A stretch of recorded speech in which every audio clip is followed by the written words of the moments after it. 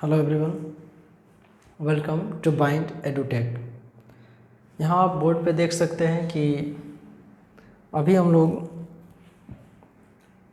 NEET examination का preparation कर रहे हैं। स्पेशली फिजिक्स सब्जेक्ट में किस यूनिट से कैसा क्वेश्चन आता है। तो अभी हम लोग यूनिट्स एंड मेजरमेंट्स, या आप बोल सकते हैं यूनिट्स एंड डायमेंशन या एरर्स इन मेजरमेंट्स, इस चैप्टर की पढ़ाई कर रहे हैं। और उससे रिलेटेड यहाँ पर देखिए 2022 में एक सवाल है कि the dimension ML2 T-2 A-2 belongs to this. ये जो डायमेंशन है ML2 T-2 A-2, ये आखिर इनमें से किससे बिलोंग करता है। तो देखिए इस सवाल में यदि आपको इसको जवाब फाइंड आउट करना है तो ये जो सवाल है, यदि आपको याद है, आप मेमोराइज है आपको और फुल्ली कॉन्फिडेंट है, तो आप अपना आंसर को क्लियर कर सकते हैं। अदरवाइज जैसे यहाँ पे आपको मैग्नेटिक फ्लक्स दिया हुआ है, सेल्फ इंडक्टेंस दिया हुआ है, मैग्नेटिक परमिएबिलिटी दिया हुआ है और इलेक्ट्रिक परमिटिविटी दिया हुआ है। ये चारों टॉपिक अपने आप में एक खुद में कॉन्सेप्चुअल समंदर जैसा है। तो हम लोग हर एक टॉपिक का पर्सनल रूप से स्टडी करेंगे और सबका डायमेंशनल फार्मूला को फाइंड आउट करेंगे। और इससे हम लोग को ये फ़ायदा पहुंचेगा कि हम लोग सारा का सारा डायमेंशन भी जान लेंगे और सबका कॉन्सेप्ट भी हम लोग लिटिल बिट मेमोराइज हो जाएगा और रिवीजन भी हो जाएगा। सबसे पहले बात करेंगे मैग्नेटिक फ्लक्स का। तो देखिए मैग्नेटिक फ्लक्स ये क्या होता है ना, जैसे कोई भी सरफेस है तो इस सरफेस से कितना magnetic field lines normally cross करता है या पास करता है, उसको हम लोग मैग्नेटिक फील्ड लाइंस कहते हैं, या सॉरी मैग्नेटिक फ्लक्स कहते हैं। देखिए तो मैग्नेटिक फ्लक्स जो होता है वो actually total number of magnetic field lines या मैग्नेटिक लाइंस ऑफ फोर्स होता है जो कि नॉर्मली क्रॉस करता है। इसको हम लोग फाई से रिप्रेजेंट करते हैं। इसका फॉर्मूला होता है B.A। Phi is equal to B.A और एक्सपेंड कीजिएगा तो BA cos थीटा होगा।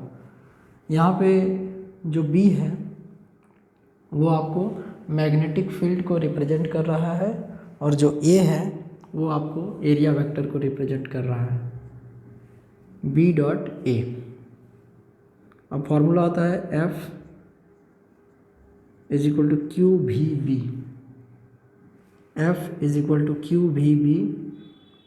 तो यहाँ से एक्चुअली डायरेक्ट हम लोग को इसका याद नहीं है मैग्नेटिक फील्ड का, तो क्या करेंगे, B is equal to F/QV। अब जैसे फोर्स है तो इसका हो जाएगा MLT-2, फोर्स का MLT-2, चार्ज का 80 और वेलोसिटी का हो जाएगा LT-1। फोर्स का MLT-2, चार्ज का 80 और वेलोसिटी का LT-1। यहाँ से मैग्नेटिक फील्ड का हो जाएगा L और L कैंसिल हो जाएगा, T ऊपर में -2 है, ये ऊपर ऐड हो जाएगा तो T-2 A-1, MT-2 A-1। ये आपका हो गया मैग्नेटिक फील्ड का डायमेंशन। बट ये अभी आपको मैग्नेटिक फील्ड का निकला है, मैग्नेटिक फ्लक्स का नहीं। मैग्नेटिक फ्लक्स का formula phi is equal to B.A। तो ये हो गया डायमेंशनल एनालिसिस 5B। अब बी का आपको आ गया है M(t-2 A-1) और जो एरिया है उसका हो जाएगा L²। पढ़ने का सही तरीका होता है L2, बट यूजुअली हम लोग हैबिचुएटेड हो जाते हैं L² पढ़ के। पढ़ने का तरीका है L2। तो यहाँ से phi = M L2 t-2 A-1। M L2 t-2 A-1। M for mass, L for length, T for time, A for यहाँ पर एम्पियर या करंट में भी पॉसिबल। कभी कभी आपको ये एक जगह आपको I भी दिख सकता है, बिकॉज यहाँ हम लोगों ने चार्ज का यहाँ पे जो डायमेंशन 80 यूज किया, समटाइम्स हो सकता है कि आपको IT भी यूज हो। तो देखिए ये तो, और ये मैच नहीं हो रहा है, इसलिए जो पहला ऑप्शन है मैग्नेटिक फ्लक्स, ये इसका आंसर नहीं होगा। लेकिन हाँ, मैग्नेटिक फ्लक्स का डायमेंशन ये होगा, ये आपको आगे के लिए इम्पोर्टेंट है। दूसरा है सेल्फ इंडक्टेंस। देखिए सेकंड वन आपको दिया हुआ है सेल्फ इंडक्टेंस। तो जो सेल्फ इंडक्टेंस होता है, अच्छा इसमें देखिए ये ऐसे दिया हुआ है क्वेश्चन में, सेल्फ इंडक्टेंस इसका फॉर्मूला हो जाता है phi = Li। ये कहाँ से आता है? इसके पीछे का कॉन्सेप्ट है कि जो magnetic flux F is directly proportional to I। ठीक है, magnetic flux phi is directly proportional to I, मतलब फ्लक्स कितना चेंज करेगा ये डायरेक्टली प्रोपोर्शनल होता है करंट का। तो phi is directly proportional to I। अब यहाँ से यदि प्रोपोर्शनलिटी का साइन हटाएंगे तो phi is equal to Li। phi is equal to Li। अब यहाँ से जैसे phi इज़ इक्वल टू हो गया Li, ये L जो है वो कोफिशिएंट ऑफ सेल्फ इंडक्शन या सेल्फ इंडक्टेंस को बताता है। तो आप लिख सकते हैं L is equal to phi/I। L is equal to phi/I। तो L is equal to phi/I। L is equal to phi/I। अब जो phi है मैग्नेटिक फ्लक्स, आप देख सकते हैं उसका हम लोग एक बार डायमेंशन तो फाइंड आउट किए भी हैं, तो उसी का यूज कर लेते हैं। M L2 t-2 A-1 और इसके बदले आप यूज कर लीजिए A। तो यहाँ से आप यदि इसका डायमेंशन देखते हैं तो L का डायमेंशन हो जाएगा M L2 t-2 A-2। M L2 t-2 A-2, ये भी डायमेंशन कहीं ना कहीं मैच नहीं कर रहा है। तो जो सेकंड ऑप्शन है हमारा सेल्फ इंडक्टेंस, वो भी इसका आंसर नहीं होगा। तो ये दोनों ऑप्शन हमारा गलत हो गया। अब एक है मैग्नेटिक परमिएबिलिटी और एक है इलेक्ट्रिक परमिटिविटी। तो देखिए मैग्नेटिक परमिएबिलिटी, इसके लिए फॉर्मूला आता है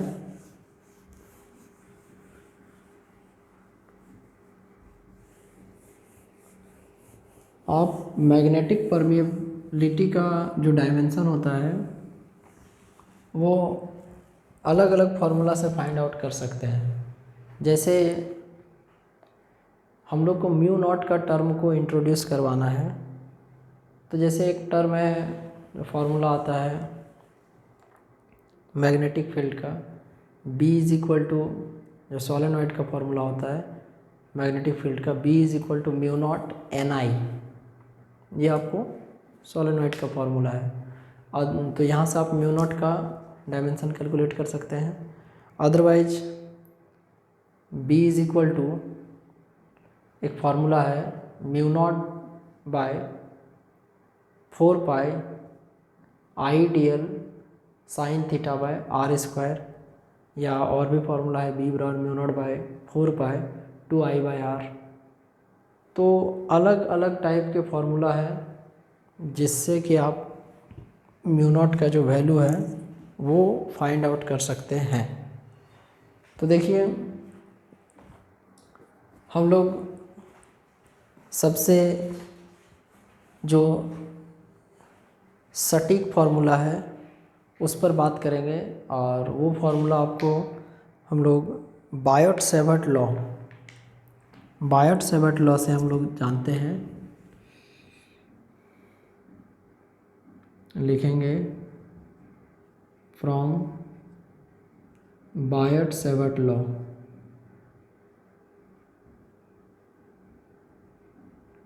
फार्मूला होता है dB बराबर mu naught by 4 pi IDL sine theta by R square. dB बराबर mu naught by 4 pi IDL sine theta by R square. अब देखिए हम लोग को ये म्यू नॉट का डायमेंशन चाहिए, तो आप यहाँ से लिख सकते हैं म्यू नॉट बराबर dB इंटू 4 पाई छोड़ दीजिए R square by IDL sine theta छोड़ दीजिए। अब जो मैग्नेटिक फील्ड होता है, तो मैग्नेटिक फील्ड का डायमेंशन हम लोग अभी पिछले ही जो ऑप्शन थे उसमें फाइंड किए थे। तो यहाँ से हो जाएगा म्यू नॉट बराबर M T minus 2 A minus 1, ये आपको डायमेंशन हो गया मैग्नेटिक फील्ड का। ये जो R स्क्वायर है इसके जगह लिखेंगे L2।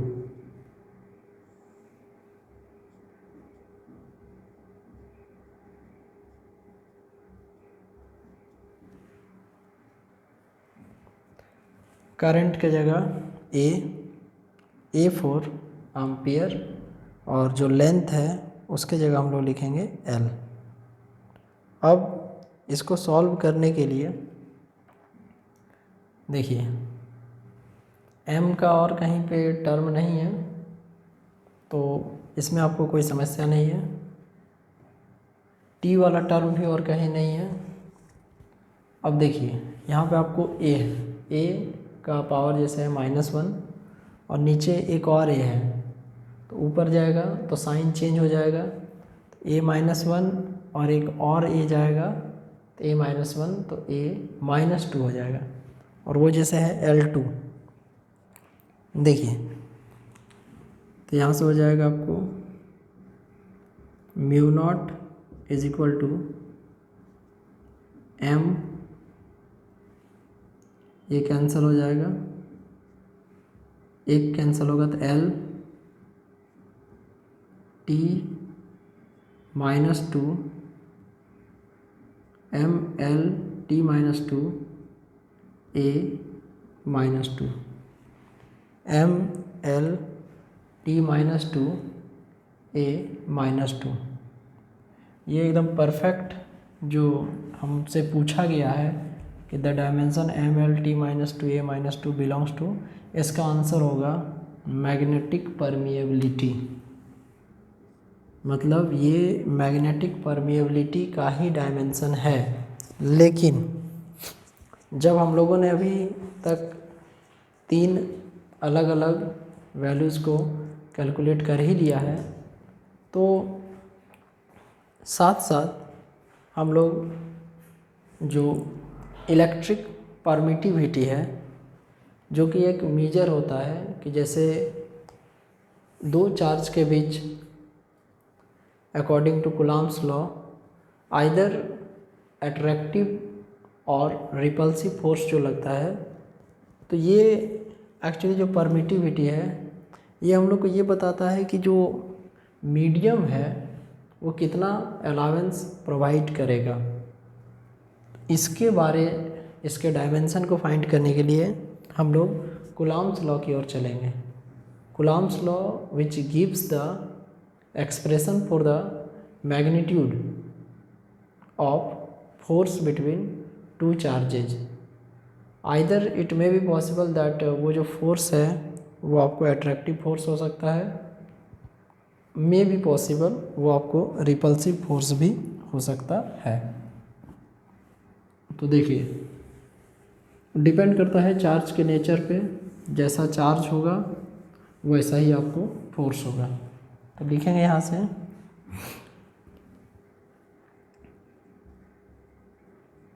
From Coulomb's law F is equal to 1/4πε0 Q1 Q2/r²। F is equal to 1/4πε0 Q1 Q2/r²। इसको ऊपर ले जाइए। Epsilon naught is equal to 1/4πf। Epsilon naught is equal to 1/4πf Q1 Q2/r²। Epsilon naught is equal to 1/4πf Q1 Q2/r²। अब यहाँ से epsilon naught is equal to जैसे Q1 Q2 है, आप सेपरेटली यहाँ पे लिख दीजिए Q1 Q2/f r²। चार्ज का डायमेंशन आप चाहें तो IT पुट कर सकते हैं, आप चाहें तो AT पुट कर सकते हैं। 4π कांस्टेंट है तो उसका कुछ भी यूनिट नहीं होगा, ना डायमेंशन होगा। तो चार्ज का डायमेंशन यहाँ से हम लोग पुट कर दिए।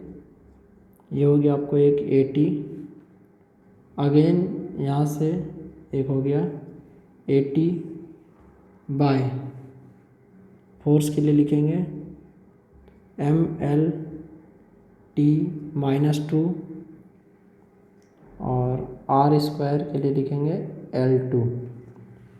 देखिए दोनों चार्ज था, Q1 और Q2 था, तो चार्ज का AT और AT हो गया और फोर्स का हो गया MLT-2 और जो r² है उसका हो गया L2। अब इसके बाद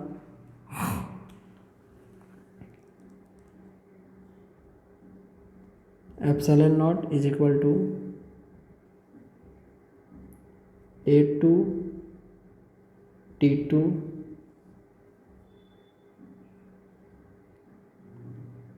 M L और L² मल्टीप्लाई हो गया L3 T-2। तो epsilon naught is equal to M-1 L-3 T4 ये ऐड हो जाएगा और A2, जहाँ पे A2 है वहाँ पे आप लिख सकते हैं A2 के जगह I2। तो एप्सिलॉन नॉट का डायमेंशन यहाँ से हो जाएगा M-1 L-3 T4 A2। अब इसके बाद ये क्वेश्चन आपको 2022 का था और जो क्वेश्चन है उसके अकॉर्डिंग मैंने आपको आंसर बताया मैग्नेटिक परमिएबिलिटी। नेक्स्ट क्वेश्चन है सेम 2022 का ही।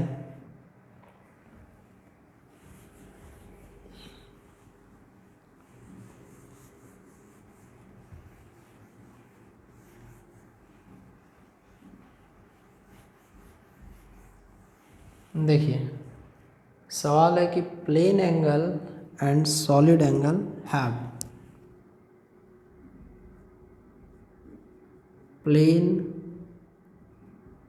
Angle and solid angle have. पहला है यूनिट्स बट नो डायमेंशंस।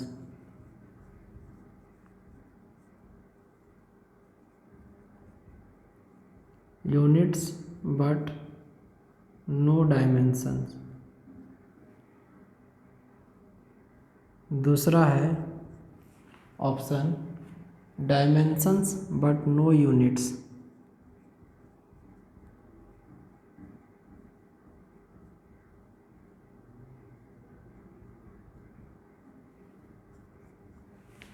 तीसरा है no unit and no dimension.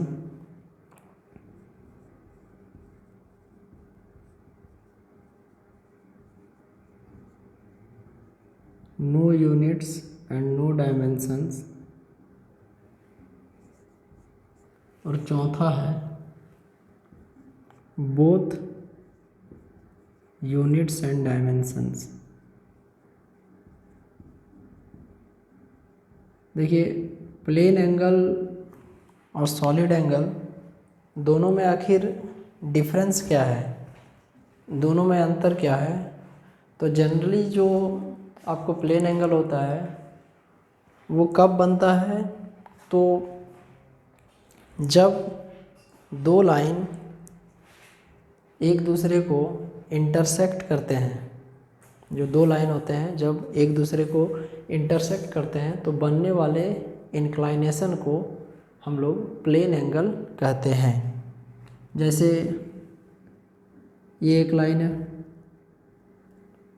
और ये एक लाइन है, दोनों लाइन एक दूसरे को इंटरसेक्ट किया तो ये जो एंगल बना थीटा, इस एंगल को हम लोग कहेंगे प्लेन एंगल।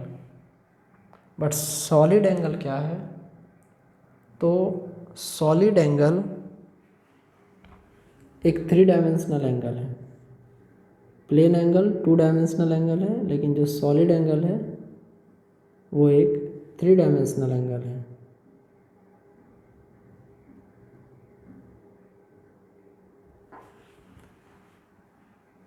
देखिए प्लेन एंगल में जैसे हम लोग जब एंगुलर डिस्प्लेसमेंट का बात करते हैं या एंगल का फॉर्मूला लिखते हैं तो वहाँ पर प्लेन एंगल में हम लोग लिख देते हैं फॉर्मूला एंगल बराबर आर्क बाय रेडियस।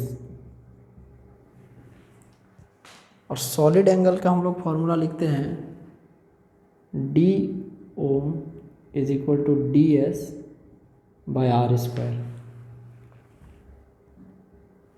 यहाँ पे जो डी एस है वो एरिया वेक्टर को बताता है। तो प्लेन एंगल और सॉलिड एंगल का यदि बात किया जाएगा, प्लेन एंगल का यूनिट रेडियन होता है, रेडियन, और सॉलिड एंगल का यूनिट होता है स्टेरेडियन। लेकिन प्लेन एंगल या सॉलिड एंगल दोनों का यदि बात किया जाएगा तो दोनों डायमेंशन लेस क्वांटिटी है। डायमेंशन लेस कहने का मतलब ये है,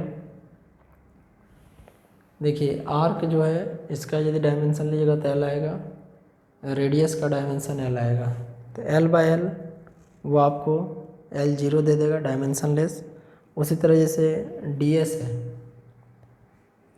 एरिया वेक्टर है, इसका डायमेंशन आपको L2 मिलेगा। नीचे आपको जैसे आर स्क्वायर है तो इसका भी L2 मिलेगा, तो ये भी आपको कैंसल आउट हो जाएगा। तो ये जो ऑप्शंस है इसमें से जैसे पहला ऑप्शन है यूनिट्स बट नो डायमेंशन, तो जो प्लेन एंगल है, ठीक है, जो प्लेन एंगल है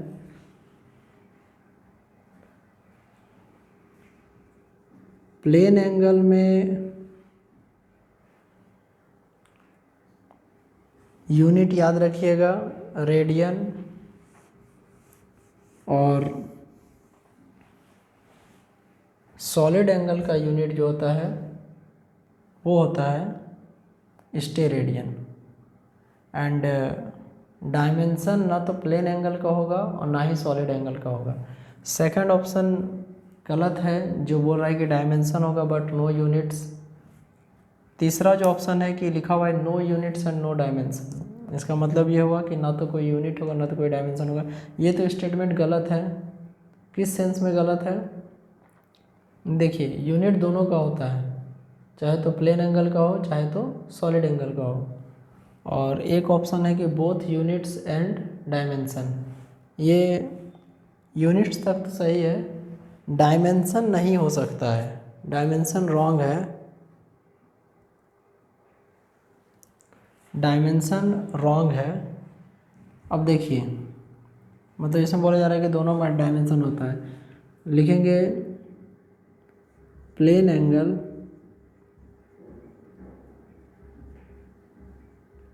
has unit, plane angle has unit radian, और दूसरा में है solid angle has unit steradian. Plane angle का यूनिट रेडियन होगा और सॉलिड एंगल का यूनिट स्टेरेडियन होगा। अब इसके बाद जैसे प्लेन एंगल के लिए लिखे रेडियन और सॉलिड एंगल के लिए लिखे हमने स्टेरेडियन, एक और इसमें लाइन ऐड करेंगे कि both plane angle and solid angle are dimensionless. मतलब ये हुआ कि प्लेन एंगल और सॉलिड एंगल दोनों डायमेंशनलेस होता है। आप प्लेन एंगल का डायमेंशन निकाल के देखिए, आप सॉलिड एंगल का डायमेंशन निकाल के देखिए, दोनों का डायमेंशन नहीं होगा, डायमेंशन जीरो होगा। देखिए एंगल में यहाँ पे हम लोग का लेंथ का टर्म आएगा, मास और टाइम का तो यहाँ पर कहीं बात ही नहीं है। तो जब लेंथ का टर्म आएगा तो लेंथ का आप दोनों में कैलकुलेट करके देख सकते हैं कि चाहे तो आप प्लेन एंगल में देखिएगा तो भी आपको लेंथ जीरो ही आएगा, और यदि आप सॉलिड एंगल में भी कैलकुलेशन करते हैं तो भी जीरो आएगा। आर्क बाय रेडियस, आर्क चाप कहते हैं, उसका डायमेंशन एल, रेडियस का भी डायमेंशन एल, तो L by L, L zero. और ये जो डी ओम है सॉलिड एंगल है, d s by r square, d s area vector को रिप्रेजेंट कर रहा है, आर डिस्टेंस है, तो एरिया वेक्टर का डायमेंशन एल स्क्वायर, और प्रिसाइजली इसको बोलना चाहते हैं तो एल टू, और जो आर स्क्वायर है उसका भी होगा एल टू, तो कैंसल आउट हो जाएगा। तो इस प्रकार से ऑप्शन नंबर जो ए था वो इसका सही आंसर होता कि यूनिट है दोनों का बट डायमेंशन नहीं है।